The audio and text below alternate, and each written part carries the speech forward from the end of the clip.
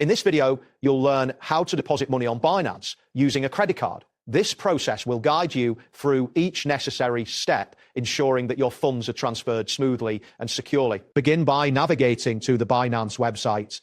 Once there, locate the login button, typically found at the top right corner of the home page. Enter your account credentials to access your account. After logging in, find the wallet option in the main menu. Click on it, and from the drop-down menu, select Deposit to proceed with the deposit process. When the deposit interface opens, you will see options for different deposit types. Choose Fire as your deposit type. Next, you will need to select credit or debit card as your payment method. It is important to ensure that your card supports online transactions to avoid any issues during the deposit process. If prompted, complete any identity verification steps required by Binance to prepare for the card deposit. After completing the initial steps, you will be directed to the payment screen. Here, enter your card information securely in the designated fields.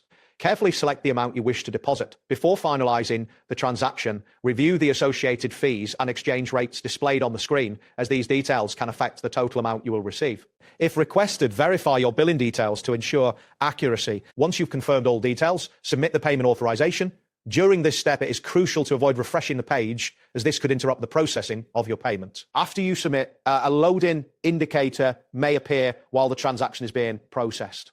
So please be patient, as this may take a few moments. Wait for the deposit confirmation notification to appear on your screen. In most cases, card deposits are processed instantly. After you receive confirmation, check your wallet balance to verify that the funds have been successfully added. It is advisable to save the transaction receipt for your records. If your funds do not appear in your account, contact Binance support for assistance and avoid making duplicate deposit attempts. That wraps up today's guide. Thanks for watching, and catch you in the next tutorial.